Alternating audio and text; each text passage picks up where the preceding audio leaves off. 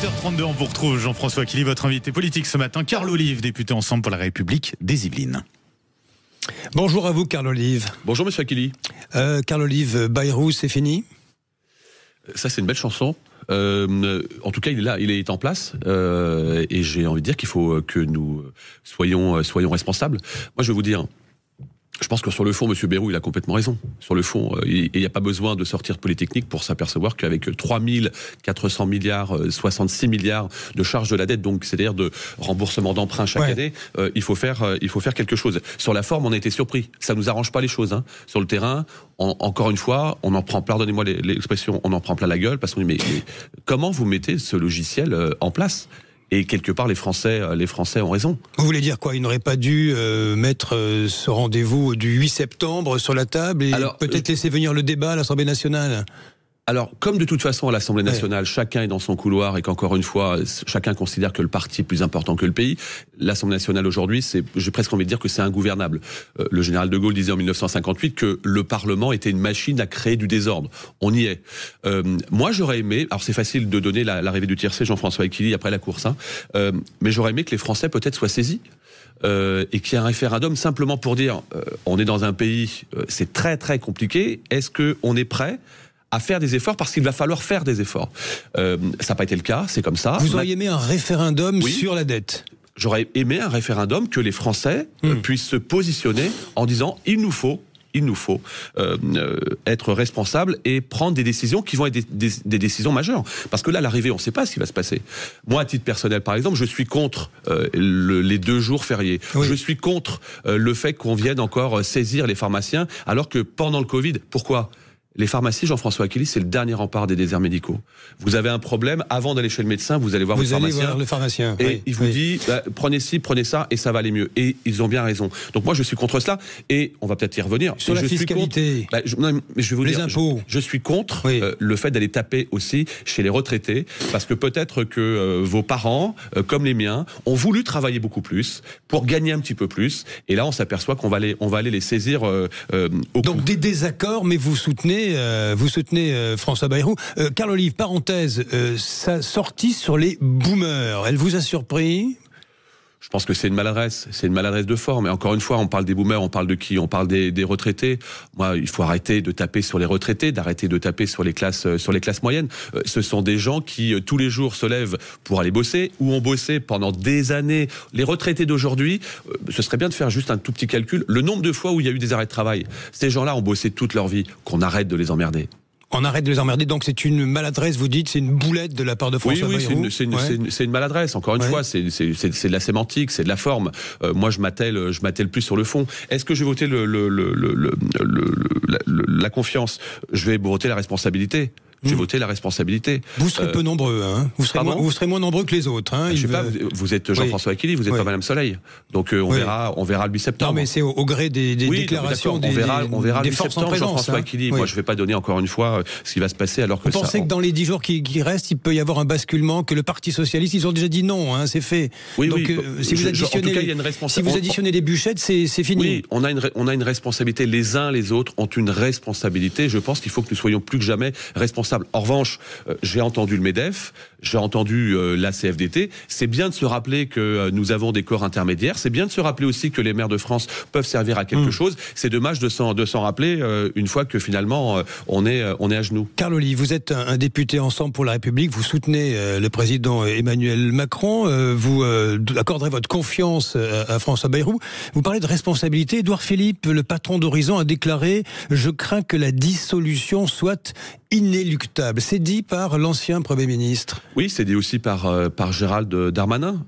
C'est une possibilité. On est sur le champ des possibles. Mais avant cela, Jean-François Killy, si on se dit les choses, il faut qu'on ait un budget pour la France. Il faut que nous ayons un budget pour la France. Je rappelle que une dissolution, c'est quelques centaines de millions.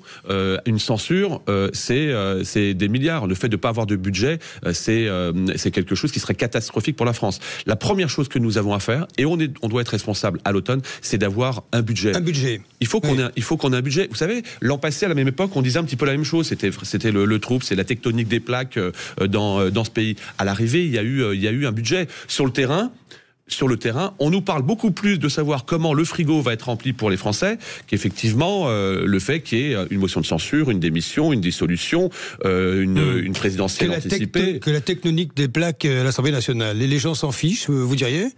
Ah ben je crois que les gens, il y a très longtemps, qu'ils attendent rien, il faut le dire, et c'est un député qui vous parle de ce qui se passe à l'Assemblée nationale. Et pardon de le dire, quelque part, ils ont bien raison. Puisqu'encore une fois, si ici je vous dis que le soleil est jaune, on va me dire non, l'Assemblée nationale, parce qu'on ne fait pas partie de la même sensibilité politique.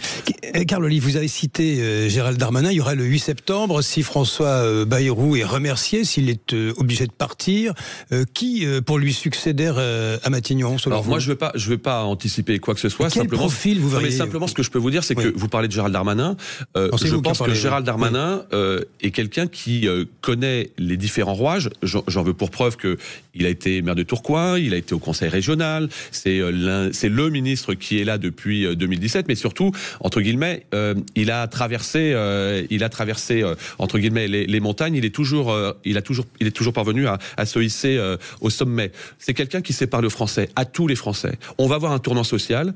Gérald Darmanin sait ce qu'est le tournant social à prendre, à pouvoir parler avec quelqu'un de la gauche, y compris de l'extrême gauche, comme avec les gens d'extrême droite. Il parle au Français.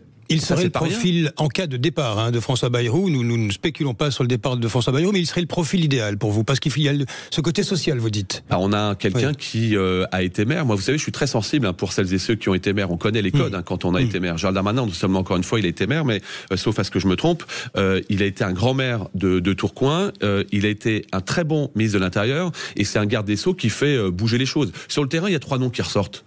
Sur le terrain, il y a 3 noms qui ressortent. Bruno Retailleau, Gérald Darmanin, Rachida Dati.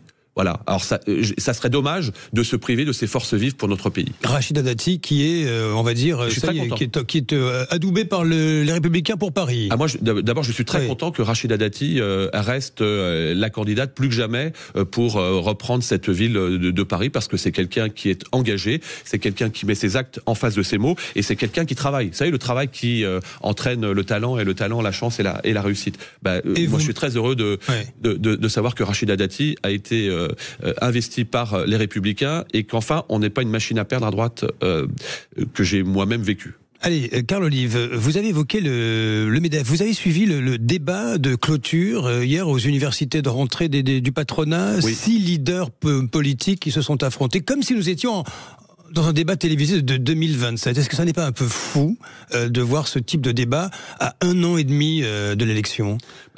Moi, ce qui me frustre, mais c'est comme ça.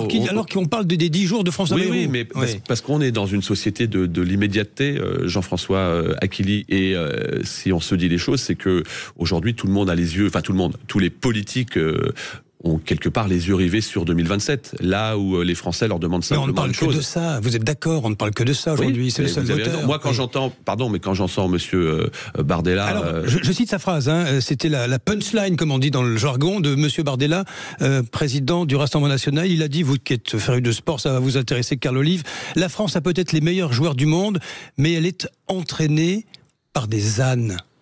On ne devrait pas dire ça.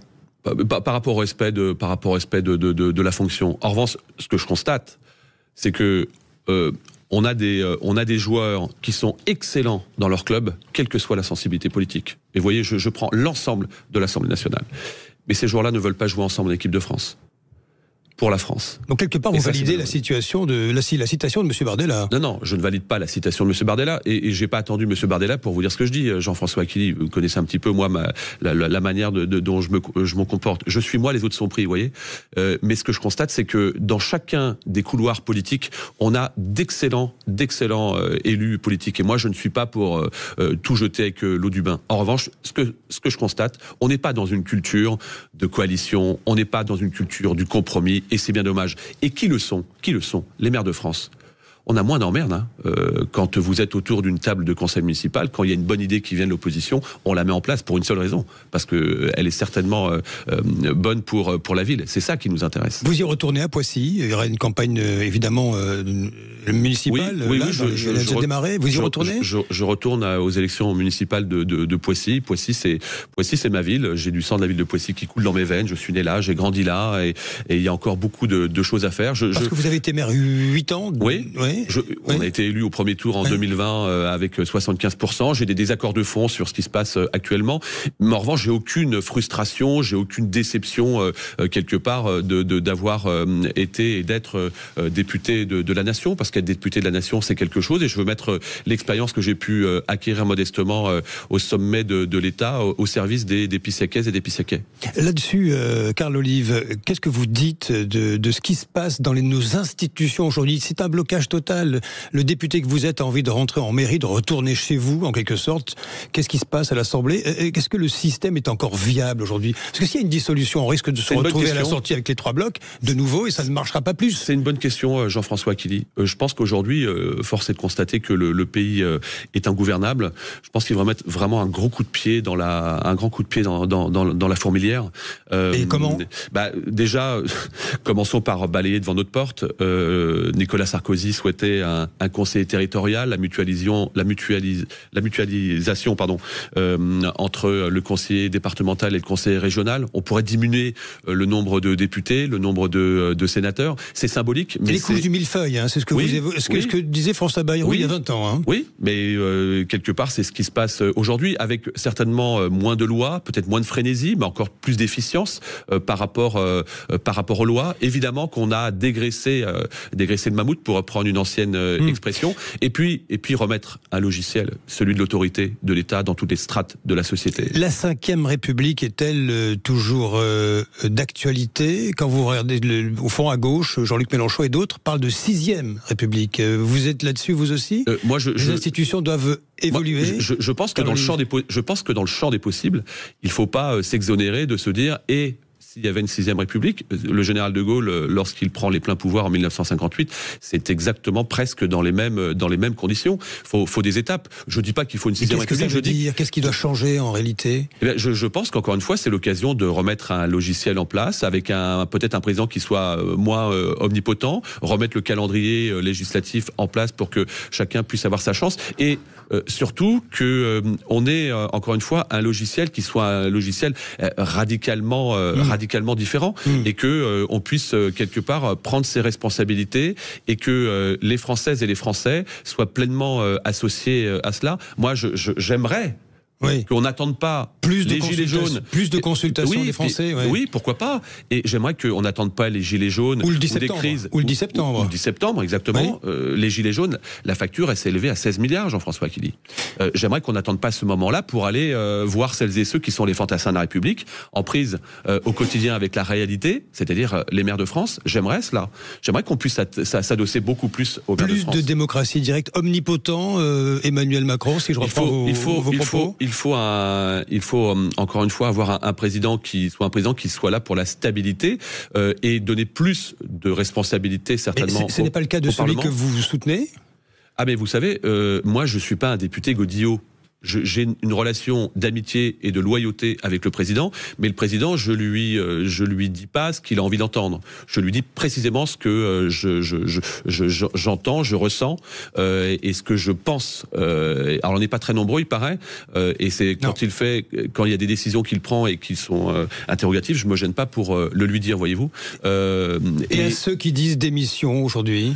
Oui, mais ça, c'est des grands mots. Une fois qu'on a dit ça, on fait quoi? Je pense qu'il y a des séquences électorales qui vont intervenir. On a les élections municipales au mois de mars prochain, qui vont être des élections qui vont être aussi intéressantes. Et surtout, avant cela, on doit écouter les Français. C'est ce que vous dites à Emmanuel Macron? On doit mieux écouter les Français? Bien sûr. On se retrousse les manches, et on va se faire engueuler. On va prendre des bourre-pifs, comme le disait Gérard Larcher. Et surtout, on va les écouter, pas en mono, en stéréo. et certainement pas une fois que c'est la merde dans le pays. Mieux écouter les Français en stéréo, les bourre-pifs. Merci à vous, en tous les cas, Carl Olive, pour ce parler. Radio, c'est la maison du rugby. Oui, absolument. Mais pas question de se plaquer non plus, hein, trop fort. Merci à vous, Carl Olive, pour ce parler vrai, député Ensemble pour la République, député des Yvelines. Merci d'avoir été l'invité de 8h30 sur Sud Radio. Merci Jean-François Killy. Merci messieurs. Jean-François Killy. On vous retrouve bien évidemment à partir de 9h pour la vérité en face. D'ici là, dans un instant, vous nous appelez pour réagir à l'actualité, toute l'actualité. Parlons vrai sur Sud Radio, ensemble. 0826 300 300. Manu vous attend au standard. Et puis je vous accueille juste après ça.